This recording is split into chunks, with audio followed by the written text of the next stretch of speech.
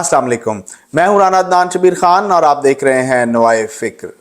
पाकिस्तान की सियासत इस वक्त मुजवजा आइनी तरमीम और इमरान खान की इंतशारी सियासत के गिर्द घूम रही है। आइनी तरमीम जिसने अभी तक कोई हतमी शक्ल भी नहीं ली है, मगर उसका खौफ इतना ज़्यादा है कि चारों हाई कोर्ट्स में उसके खिलाफ पिटीशन दायर हो चुकी है। अब 17 अक्टूबर को पाकिस्तान की सबसे बड़ी अदालत सुप्रीम कोर्ट में मुकदमा सुना जाएगा और उसको एक मशहूर वकील आबिद जुबैरी साहब ने चैलेंज किया है। दूसरी तरफ शंघाई तावन तंजीम SCO के इजलास वाले दिन पाकिस्तान तहरीक-ए-इंसाफ ने इस्लामाबाद के डी चौक में दोबारा एहतजाज का ऐलान कर दिया है।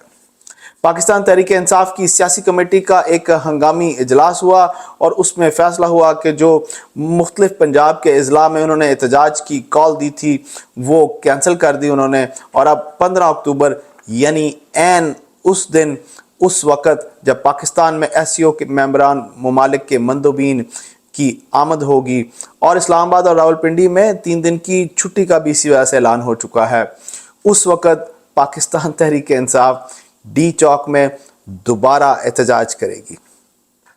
इस एहतजाज की वजह वो ये बताते हैं कि इमरान खान साहब की जान को और उनकी ज़िंदगी को ख़तरा है, उन पर जुल्म किया जा रहा है और उनके खाने में जहर डाल दिया गया है।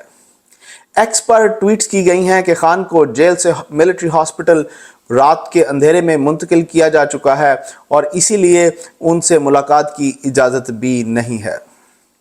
एक्स पर एक और ट्रेंड ये भी चल रहा है कि खान को बहुत बुरी तरह मारा पीटा भी गया है और उनकी बहनों को भी पाबंद सलासल इसी वजह से किया गया है ताकि उनकी खान से मुलाकात ना हो सके, और खान की ज़िंदगी उनके फॉलोअर्स की रेड लाइन है।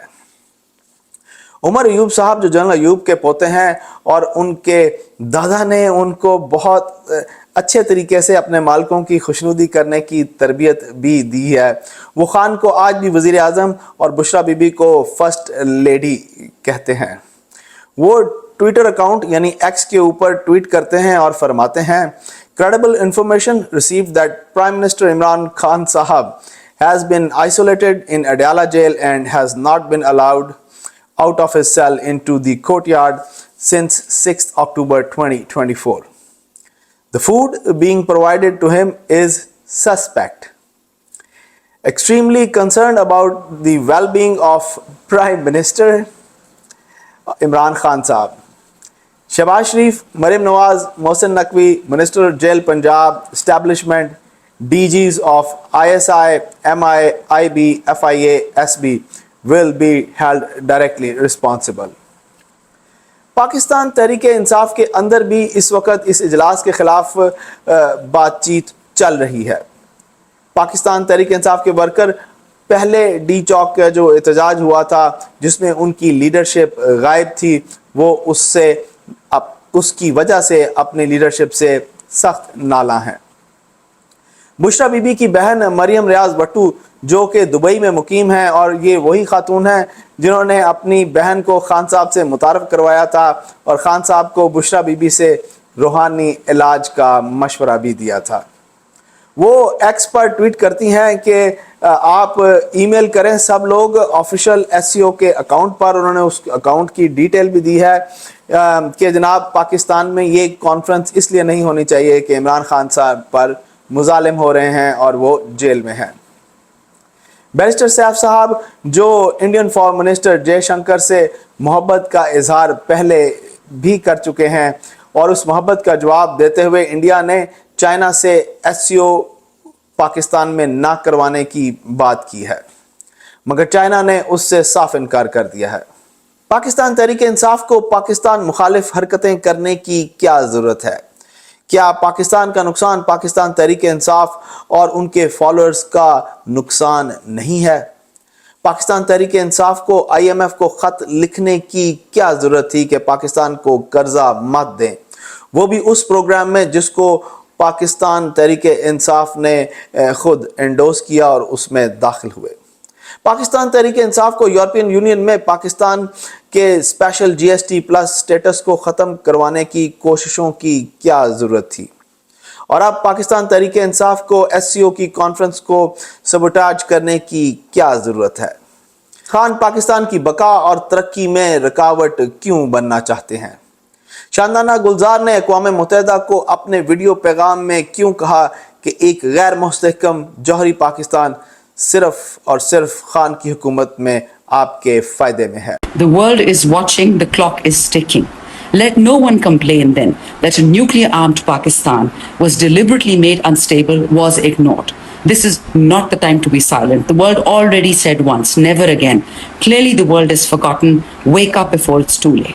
बैरिस्टर सैफ साहब को इंडियन फाइनेंस मिनिस्टर को अपने एहतजाज में शामिल होने और खिताब फरमाने की दावत देने की क्या जरूरत थी?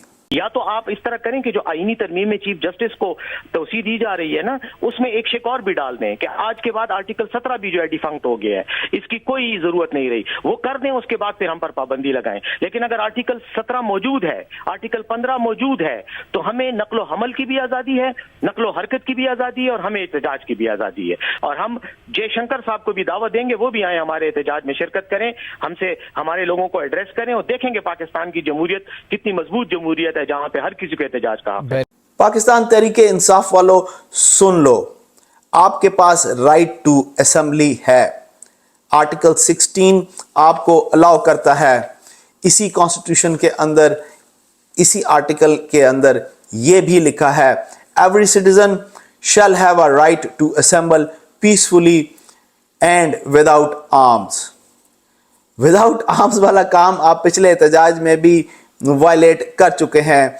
पाकिस्तान तहरीके इंसाफ वालों के पास वेपन्स थे, उसकी उन्होंने वीडियोस भी बनाई और गंडापुर साहब क्लैशनकोव्स को लहराते हुए जा रहे थे, इसकी भी वीडियोस मौजूद हैं।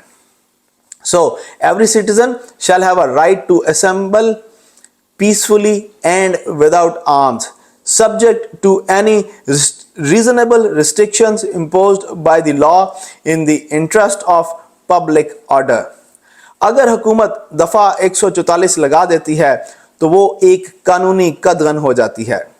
पाकिस्तान तहरीक इंसाफ जो कानून की हुक्मरानी की जंग लड़ रही है, बकौल उनके, तो उनको कॉन्स्टिट्यूशन बता रहा है कि अगर आपके पास कोई कानूनी रिस्ट्रिक्शंस हैं तो आपको उनका एहतराम करना होगा। इमरान खान साहब की हुकूमत में जब पाकिस्तान मुस्लिम लीग नून ने एहतजाज की कॉल दी थी तो खान साहब ने क्या फरमाया था, आइए खान साहब के मुबारक मुंह से ही सुनते हैं। कौन सी हुकूमत चल सकती है जिधर कोई आदमी खड़ा होके कहे कि जजेस को भी कत्ल कर दो और कहे आर्मी चीफ के खिलाफ भी बगावत कर दो, लोगों को भी सड़कों पे निकाले, सड़कें भी बंद कर दे। अगर सुप्रीम कोर्ट इनके कहने के मुताबिक, इनकी मनपसंदी के मुताबिक फैसला नहीं करता तो इसका मतलब ये फैसला ही नहीं मानते, इसका मतलब ये सड़कों पे आ जाएंगे, मुल्क को रोक देंगे। यानी कोई मुल्क चल सकता है ऐसे? और इसका नुकसान किसको है? हमारे पाकिस्तानियों को, अवाम को नुकसान है, गरीब लोगों को नुकसान है। सड़कें बंद कर रहे हैं, लोगों की रोजगार जा रहा है। जो बेचारा दिहाड़ी में जिसने आके मजदूरी करनी थी, जब मुल्क रुक जाएगा वो किधर से बच्चों का पेट पालेगा? ये कोई इस्लाम की खिदमत नहीं कर रहा है, ये सिर्फ अपनी वोट बैंक बढ़ा रहे हैं। मैं इन अनासर को अपील करता हूं कि रियासत से ना टकराना।